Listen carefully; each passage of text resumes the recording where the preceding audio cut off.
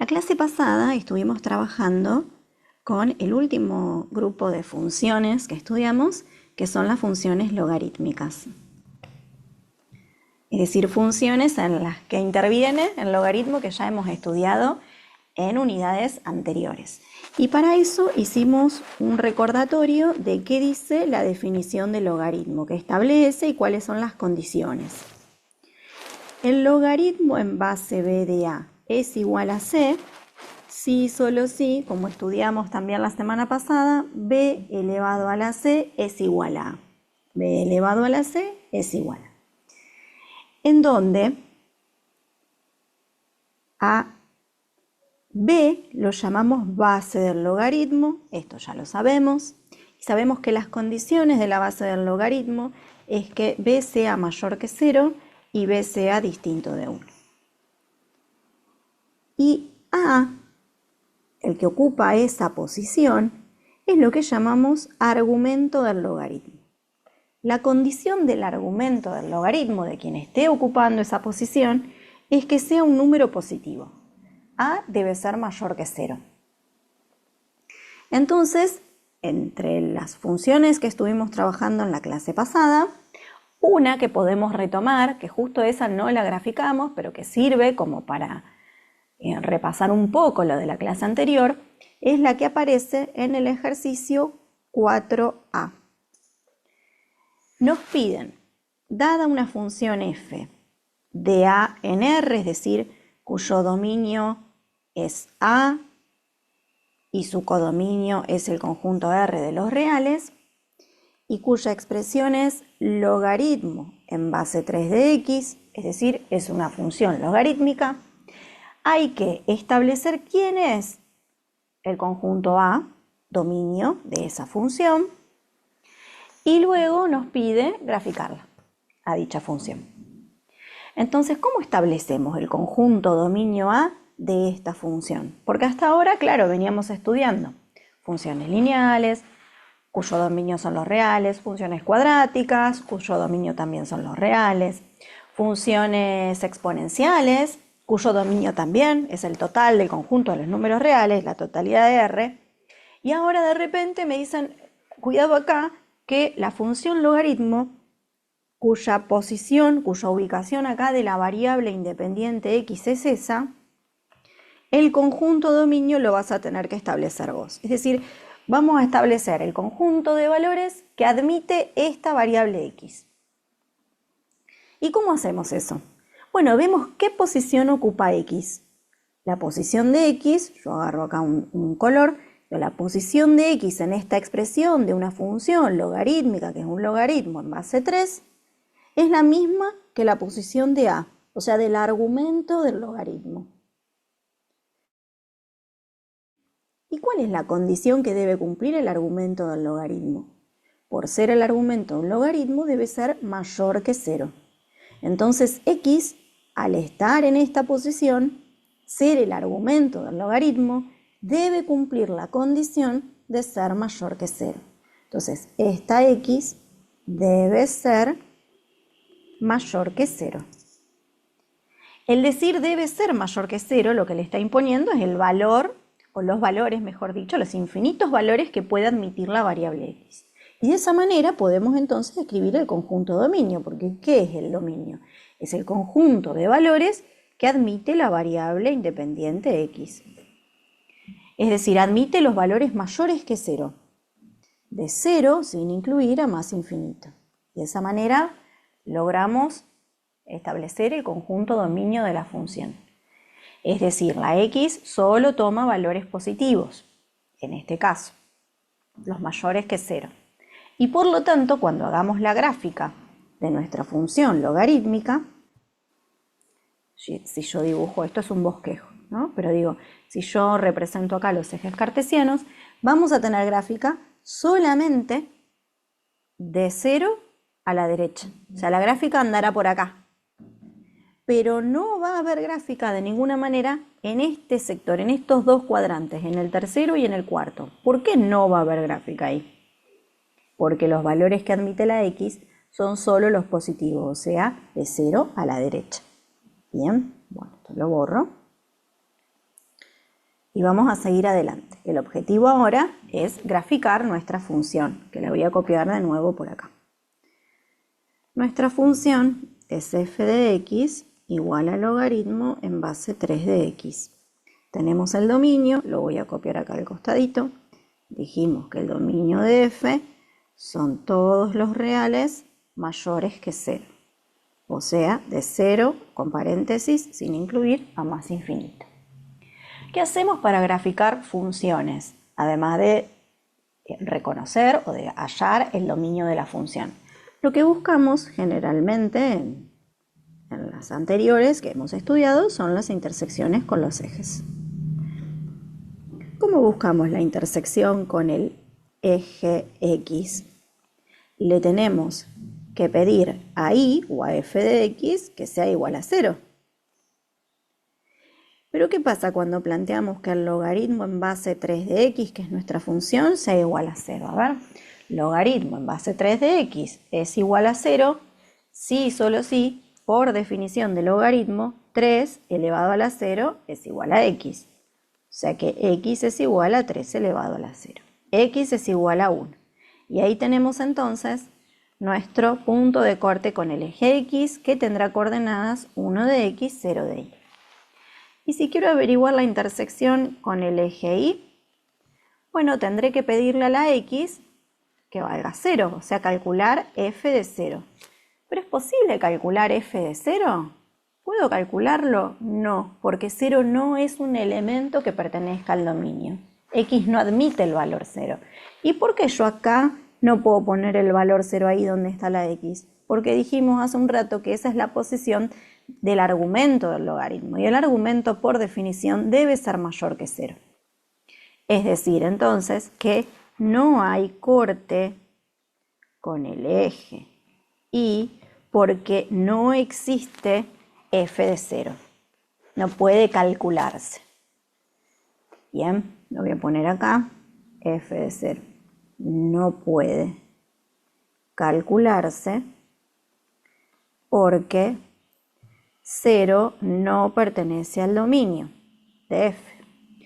Y por lo tanto, no hay corte con el eje y. Al eje y no lo corta. Al eje x sí en este punto. Bien, claro, si yo quiero representar gráficamente, voy a dibujar los ejes. Tengo por acá el eje y, así quedó derechito, si no lo voy a acomodar. Tengo el eje y, tengo el eje x. Bien, voy a completar con el nombre de los ejes, x y.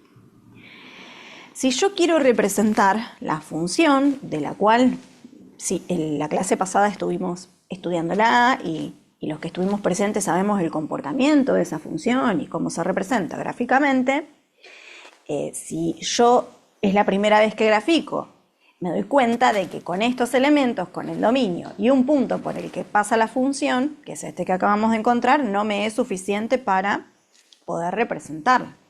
Voy a dibujar el 1 acá, el origen de coordenadas. Entonces, nosotros sabemos, voy a agarrar un color, que corta acá en 1, 0, ese es el corte con el eje X, pero no hay corte con el eje Y. ¿Qué hacemos para complementar todo esto que hemos averiguado y poder representar gráficamente? Armamos una pequeña tabla de valores con valores convenientes para nosotros. Y convenientes quiere decir, bueno, recordad que la función es un logaritmo en base 3 de x. Lo que nos preguntamos es, ¿a qué elevo el 3 para que me dé como resultado el valor que tome x? Elijamos potencias de 3, que sean fáciles de calcular mentalmente. No porque otras no se puedan calcular, sí, pero por ahí tenemos que recurrir a la calculadora y uno demora un poco más en hacer esas cuentas y no tiene sentido. Porque se puede hacer más fácil de esta forma. Entonces pensamos en potencias de 3, que son los valores de x, que x podría tomar. 1 ya lo tenemos, lo averiguamos acá, es lo que surgió en el corte con el eje x. Entonces pensemos en otra potencia de 3, por ejemplo el 3. Si calculo f de 3, digo logaritmo f de 3 es logaritmo en base 3 de 3. ¿A qué elevo el 3? Para que me dé 3. A la primera. 1. Ahí tengo un punto más, el punto de coordenadas 3, 1, que es otro punto de esta curva. 3, 1, lo puedo representar con el color que había elegido. Ahí tengo un punto más de esta función logarítmica, de la gráfica de esta función. Otra potencia de 3 que podamos tomar para representar acá y que no se nos vayan muy arriba los números, podría ser un tercio, ¿no? Un tercio. Digo muy arriba en el sentido de que después hay que graficarlos. Bueno, fíjense que a mí acá en la gráfica no me queda tanto espacio para, por ejemplo, tomar el 9 de x, 9 como valor de x. Pero sí podría tomar el 1/3. Estamos hablando de un número que está ubicado en este lugar de mi eje positivo de x. Y la pregunta es, bueno, ¿cuánto es f de 1/3? O sea, ¿cuál es el logaritmo en base 3 de 1/3? ¿A qué elevo 3 para que me dé como resultado 1/3? Bueno, 1/3 es el inverso de 3, así que debo elevar a la menos 1. Y ahí tengo otro punto más de la curva, 1/3 menos 1. Con estos datos, conociendo lo que hemos aprendido en la clase pasada acerca de funciones logarítmicas y conociendo también este otro detalle, que es que las funciones logarítmicas todas tienen asíntota vertical, y que esa asíntota vertical, con los conocimientos que nosotros tenemos de esta materia, que son conocimientos más básicos, la podemos deducir con este valor determinado en el dominio. La vamos a escribir como la ecuación x igual a 0. ¿Y qué es esta asíntota vertical? Bueno, es también con los conocimientos que tenemos en esta materia, es suficiente decir que las funciones logarítmicas siempre tienen asíntota vertical y es una recta vertical a la que la curva tiende cuando x tiende a 0 y particularmente en el caso de las funciones logarítmicas no la va a cortar a esa asíntota.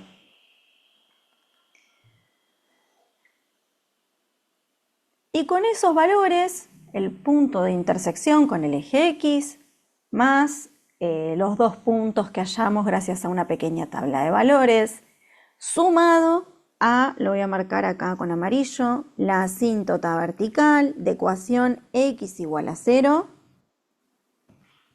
Con esa información podemos trazar la curva, o aproximadamente la curva que corresponde a esta función logarítmica. Hay algo que se podía anticipar, que también surgió en el estudio que hicimos de las funciones en la clase pasada. Este logaritmo, me voy acá arriba donde está f de x, la expresión, este logaritmo tiene la particularidad de que es un logaritmo en base 3. Y 3 no es cualquier número, es un número mayor que 1. Uno puede anticipar observando la base si la función logarítmica va a ser creciente, como en este caso, o decreciente. A nosotros nos tocó una función, cambio el color, una función logarítmica creciente, que ya se podía anticipar observando la base 3 que tiene este logaritmo. Si la base es un número mayor que 1, recordemos, la función logarítmica es creciente. Si la base del logaritmo es un número que está entre 0 y 1, entonces la función logarítmica resultaba decreciente. Para completar el estudio, Juan, que de eso habíamos empezado a hablar, en la página siguiente de la práctica, nos pide hallar una serie de cuestiones que vamos a anotar ahora a continuación. Voy a escribir acá. Vamos a hacer el análisis de la gráfica de esta función y lo primero que pide es el conjunto de ceros. Es decir, el conjunto que contenga las raíces, o la raíz en este caso, de esta función. El único corte que tiene con el eje es x igual a 1, así que el conjunto de ceros está formado solo por el elemento 1. También nos pide hallar el conjunto de negatividad de f. ¿Para qué valores de x la función es negativa? Podemos observar, voy a agarrar un color rojo para iluminar acá, que la función está por debajo del eje x en este tramo, ¿no? Desde aquí hasta aquí. Es decir, para los valores de x que van de 0 a 1 sin incluir el 0 porque no está en el dominio y sin incluir el 1 porque es un 0, en ese intervalo la función es negativa. Vuelvo acá. Así que de 0 a 1 la función es negativa. Y ahora voy a iluminar con rojo el conjunto de positividad gracias a poder marcar también con este color rojo donde la función es positiva. La función es positiva desde 1, sin incluir el 1, porque 1 es un 0, de 1 a la derecha, ¿no? ¿Por qué? Porque en este tramo, en esta parte de la curva, yo veo la curva por encima del eje x. Bueno, eso corresponde a qué valores de x, a los que están de 1 a la derecha. Ahí estoy marcando el conjunto de positividad. De 1 sin incluirlo a la derecha, todos esos valores de x hacen que la función sea positiva. Así que voy a anotar acá, conjunto de positividad de f de 1 sin incluir a más infinito. Después pide en este punto 4, determinar el dominio, ya lo hicimos al principio. Determinar el conjunto de ceros, ya también lo hicimos. Intersecciones con los ejes, si existen. Dar la ecuación de la asíntota, también ya cumplimos con eso. Y nos faltaría solamente decir el conjunto imagen de la función, que eso ya está determinado. Voy a ir a la página que estudiamos hace un ratito. Esto ya está determinado, lo ilumino con rojo. Bueno, un poco, este es el codominio, ¿no? Pero si uno se orienta en función de lo que establece el codominio y vuelve a la gráfica, puede ver que desde respecto del eje Y, ¿no? Porque recuerden que la imagen la estudiamos, es lo único que estudiamos respecto del eje Y, desde menos infinito a más infinito, a pesar de que el crecimiento sea lento, la función logarítmica crece siempre. De menos infinito a más infinito respecto del eje Y, esta función va a cubrir todos los valores, así que la imagen de esta función logarítmica podemos poner todos los reales o de menos infinito a más infinito. Eso como quieran ustedes que les resulte más cómodo. Y por último, pregunta si crece o decrece.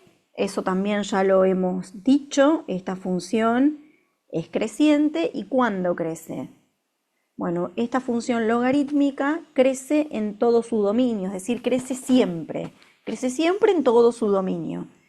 ¿Y cuál es todo su dominio? Bueno, sabemos que el dominio va de 0 a infinito, así que de 0 a infinito esta función crece y no decrece nunca.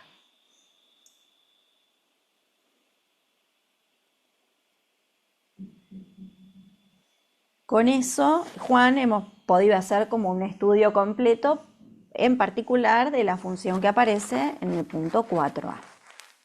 Hicimos toda la gráfica, buscamos los elementos fundamentales, cálculo de dominio, cortes con los ejes, armamos una pequeña tabla de valores para complementar y graficamos. Y a partir de la gráfica, todo el análisis que hicimos posteriormente. Bueno, buen día a los demás que se fueron enganchando. Estábamos con Juan haciendo un repaso acerca de cómo es la gráfica de la función logarítmica y cómo armarla. Yo elegí una al azar, elegí el punto 4a. El video después sí, con paciencia, eso sí, porque tarda un tiempo en procesarse. Yo voy a intentar subirlo a YouTube y de ahí subirlo al foro para que ustedes cuando lo miren no tengan que gastar datos.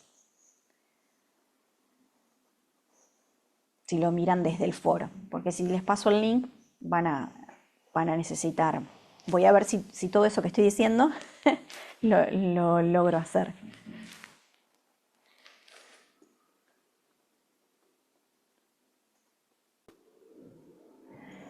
El ejercicio 6A de la unidad de polinomios dice, dadas las siguientes funciones polinómicas, hallar todas las raíces reales, es decir, el conjunto de ceros de f, y factorizarlas. El 6A es una función de R en R, por ser una función polinómica, tal que f de x es x al cubo más x al cuadrado menos 9x menos 9. Y lo que tenemos que hacer es hallar todas sus raíces reales. Para la búsqueda de raíces, nosotros sabemos que a una función la debemos igualar a 0 para poder hallar esas raíces si es que tiene. Es decir, queremos saber cuándo x al cubo más x al cuadrado menos 9x menos 9 es igual a 0. Como verán, se genera una ecuación de grado 3. No hay una fórmula para resolver esa ecuación. Podemos observar que no se puede, porque vamos a recurrir a la factorización, pero no se puede factorizar inmediatamente para resolver esa ecuación porque esto no es una diferencia de cuadrados, no es un cuadrado del binomio, no podemos sacar factor común porque en los 4 términos no hallamos un factor en común, pero sí cumple este polinomio con las condiciones para aplicar el teorema de Gauss, porque es un polinomio que tiene todos sus coeficientes enteros, el término independiente es menos 9, o sea que no es 0, y encima de todo es mónico, tiene coeficiente principal 1, lo cual facilita, gracias al teorema de Gauss, hallar esa lista de posibles raíces racionales de la forma P sobre Q, en donde P son los divisores del término independiente y Q los divisores del coeficiente principal, que como es 1 serán 1 menos 1. Con lo cual nos quedamos directamente con los divisores del término independiente, divisores enteros. De menos 9 serán más menos 1, más menos 3, más menos 9. Y de esos que son posibles raíces racionales, hay que ver si alguna de esas efectivamente es raíz de ese polinomio. ¿Y cuál parece que funciona, que sea raíz de ese polinomio? 1 menos 1, 3 menos 3, 9 menos 9. ¿Cuál de esas? A ojo.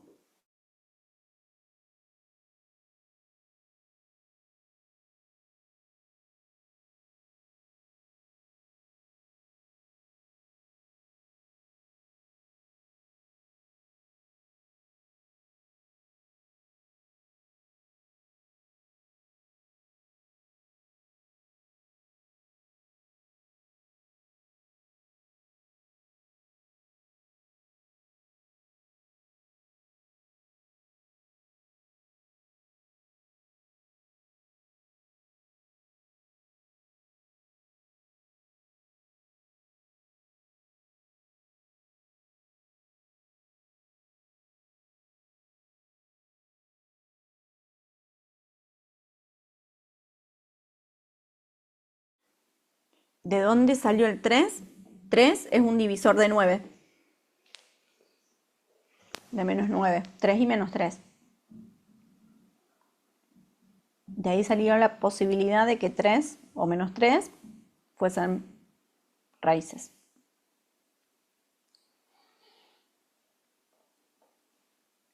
Bueno, haciendo cuentas así en forma sencilla, el menos 1 funciona, a ojo.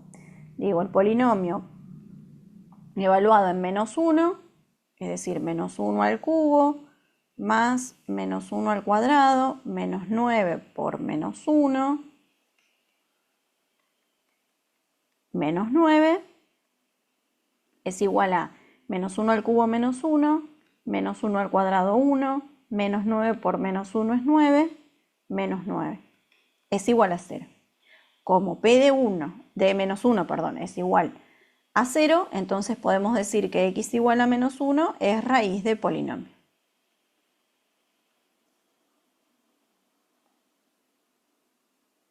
como es raíz del polinomio, yo puedo fabricarme un polinomio Q auxiliar que sea divisor de P, de la forma x menos la raíz, o sea, x menos menos 1. Y x menos menos 1 lo puedo escribir como x más 1. Seguro que x más 1 divide a P, porque menos 1 es raíz de P.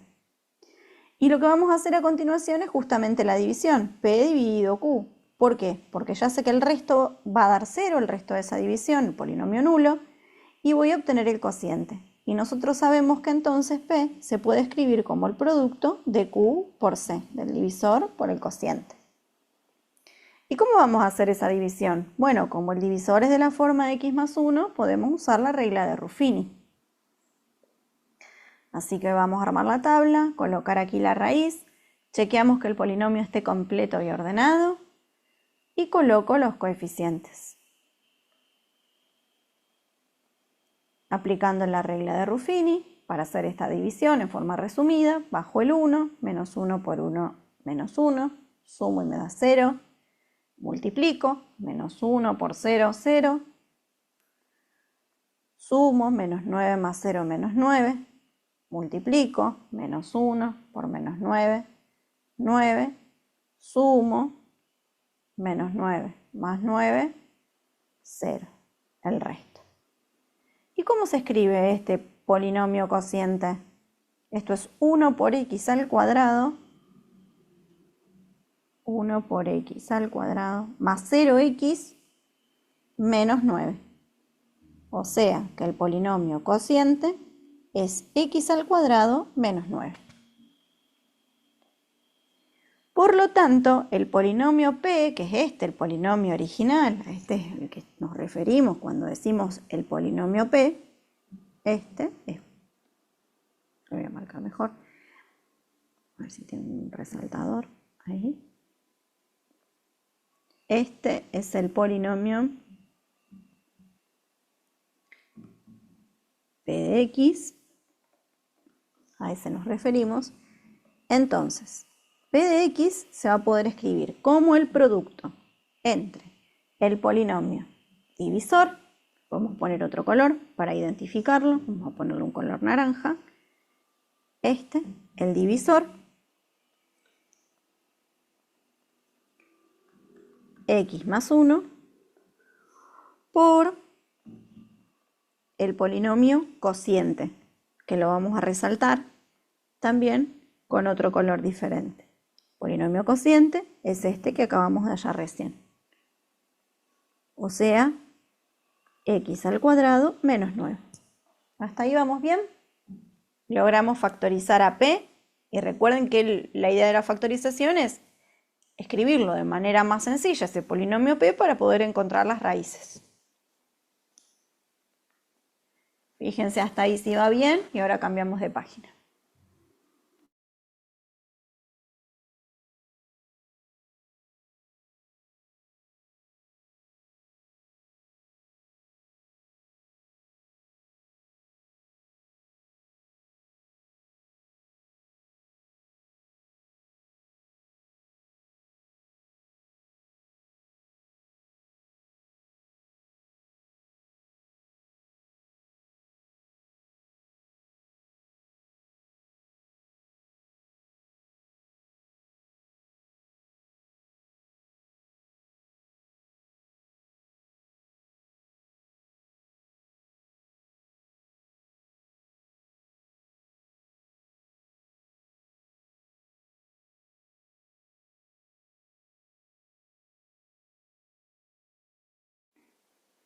Buenísimo. Seguimos entonces a partir de acá. Yo esto que copié recién, esto me lo voy a copiar del otro lado. X más 1 por x al cuadrado menos 9. Así que P de x lo logramos escribir como x más 1 por x al cuadrado menos 9.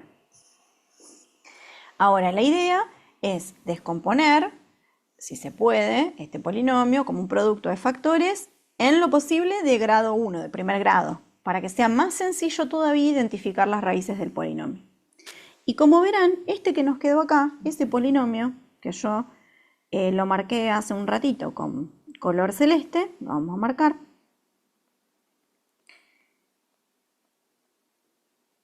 Este polinomio, a ver, que no me deja cambiar el color, ahí. Este es de grado 2. Se puede nuevamente descomponer, factorizar ese polinomio de grado 2, porque esa expresión corresponde a una diferencia de cuadrados, que esa es una manera rápida de factorizarlo. También podríamos igualar a 0 y averiguar las raíces de ese polinomio x al cuadrado menos 9. Pero yo claramente veo que es una diferencia de cuadrados porque es x al cuadrado menos 9, que se puede escribir como x al cuadrado y el 9 es 3 al cuadrado. Ahí se ve la diferencia, o sea, la resta de dos cuadrados. La diferencia de cuadrados. Y una diferencia de cuadrados se puede escribir como, en este caso, x al cuadrado menos 3 al cuadrado, se escribe como x menos 3 por x más 3.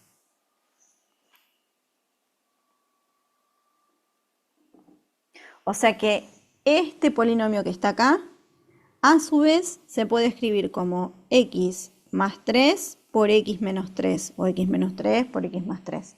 No importa el orden de los factores no altera el producto, ¿no? Propiedad conmutativa de la multiplicación. Así que el polinomio P, en definitiva, se puede escribir de esta manera, que también lo vamos a resaltar con un color. Todo el polinomio P se puede factorizar y escribir de esa manera. Esa es la expresión factorizada del polinomio P.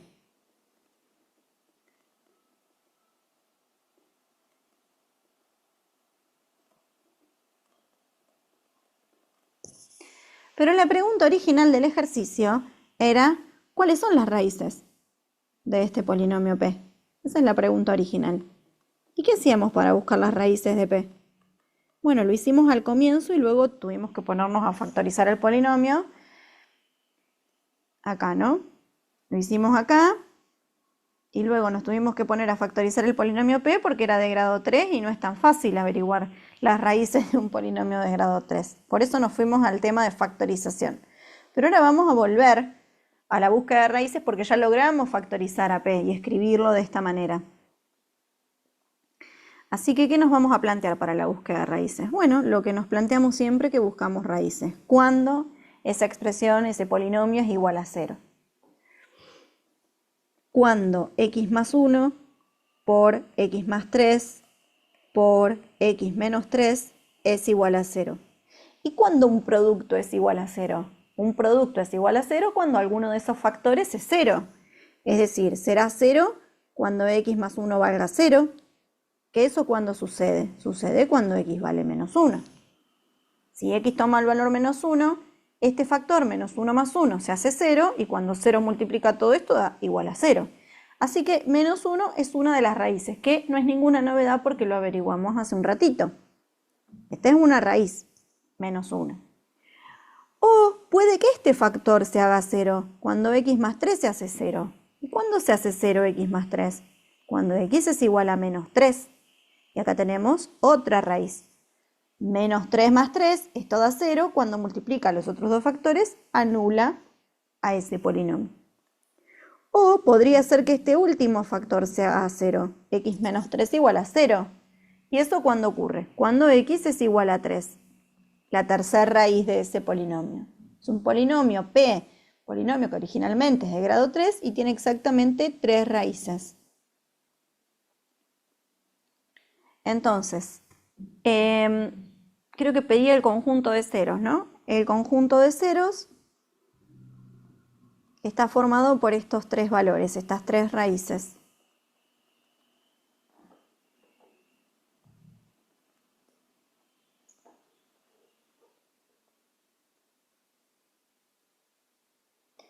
Esta es la otra respuesta que había que dar.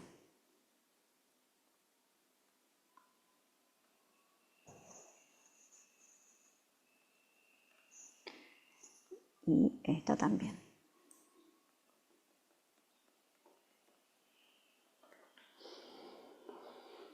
Bueno, ¿se entendió?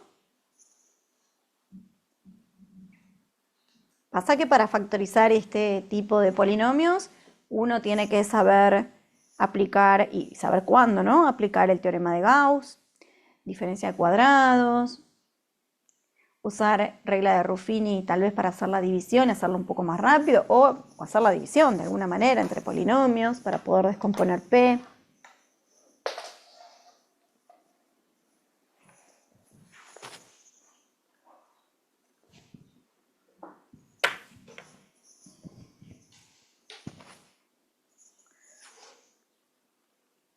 Buenísimo, Juan. ¿Alguien más? ¿Alguna otra pregunta?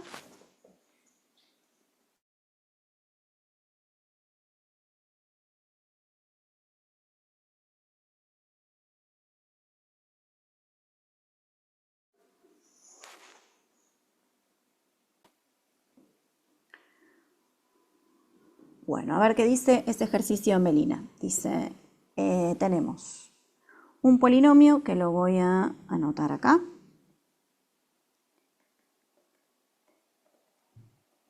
Voy a cambiar el color. Ahí. Tengo un polinomio p de x que es igual a x al cubo más 7x al cuadrado más 7x más a. O sea, nos está faltando acá el término independiente de ese polinomio. No lo conocemos. Lo llamaron a en este ejercicio. ¿Qué me pide? Me pide hallar el valor de a que pertenece a R, hallar el valor de a que pertenece a los reales, sabiendo, acá tenemos el dato es que x igual a menos 3 es raíz de p.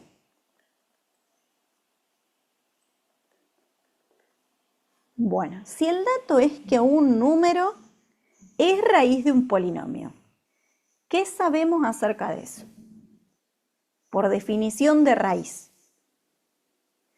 Yo sé que si, y lo voy a escribir acá con otro color, si x igual a menos 3 es raíz, entonces cuando yo calcule p en menos 3, ¿a qué me tiene que dar igual? Por ser menos 3 su raíz.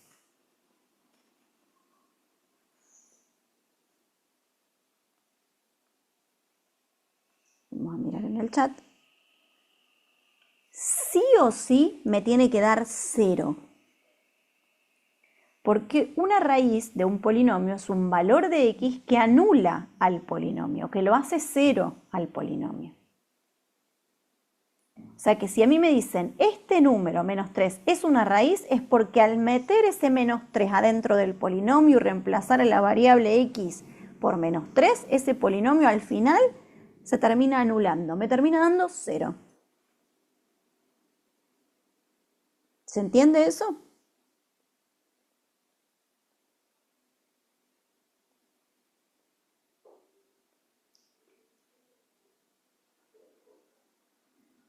Bien, entonces, gracias al dato, yo puedo decir, si yo a P lo evalúo en menos 3, me da 0. ¿Por qué? Porque menos 3 es una raíz de P, me lo dice el dato del problema. Quiere decir que si yo agarro a este polinomio P y en lugar de copiarlo así, con la variable x, reemplazo a cada una de esas x por la raíz, por menos 3, me quedaría que menos 3 elevado al cubo más 7 por menos 3 elevado al cuadrado más 7 por menos 3 más a, porque de a no sé nada y el objetivo es justamente hallar ese valor. Como menos 3 es raíz del polinomio, por definición de raíz de un polinomio, esto tiene que ser igual a 0. Ese número anula al polinomio, lo hace 0. ¿Por qué? Porque me están diciendo que es su raíz. Y fíjense que cuando yo ya lo escribo de esta manera, las x ya no están. Fueron reemplazadas por menos 3, que es raíz de ese polinomio. Y todo lo que queda es un cálculo, otro cálculo más, otro. El valor de a, el término independiente de ese polinomio, que lo voy a poner acá con un color, el término independiente, que es mi incógnita, básicamente, ¿no? Ay, a ver qué pasó ahí. Independiente, que es lo que tengo que hallar. Entonces tengo, les estaba diciendo, una cuenta por hacer, otra, mi incógnita, el número A, el término independiente del polinomio P, que no lo conozco, todo igualado a 0. O sea, nos quedó armada una ecuación, en donde la incógnita es la A. Y todo lo demás que hay por hacer son cuentas muy básicas. Así que ahí no vamos a tener problema con eso. Además tenemos la calculadora. Menos 3 al cubo, menos 3 por menos 3 por menos 3. Esto es menos 27, porque menos 3 por menos 3 es 9. 9 por 3 es 27, negativo. Base negativa, exponente impar. Después acá tenemos más 7 por menos 3 al cuadrado. Menos por menos y 3 por 3. Esto es 9. Acá tengo más 7 por menos 3, más por menos, y 7 por 3. 3 por 7, 21. Más A. Todo eso igual a 0. Entonces tengo menos 27 más, acá es 7 por 9. 7 por 9, 63. Todo eso menos 21 más A igual a 0. Y hay que despejar A.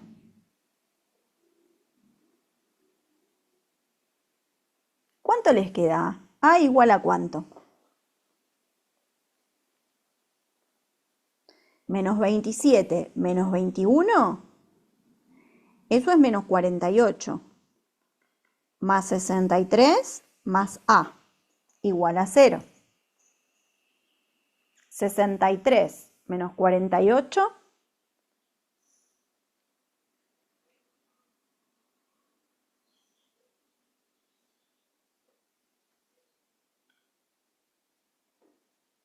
Da 15. 15. Perfecto. Entonces, ojo acá, porque esto da 15 más A, ¿no? Así queda por ahora. 15 más A. Por lo tanto, ¿a qué es igual?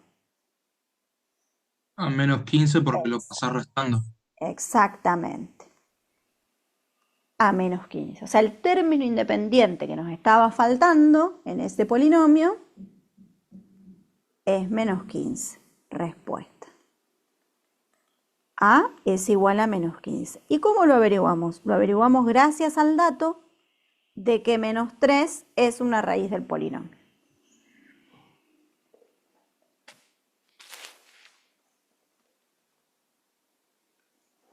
Melina, ¿se entendió?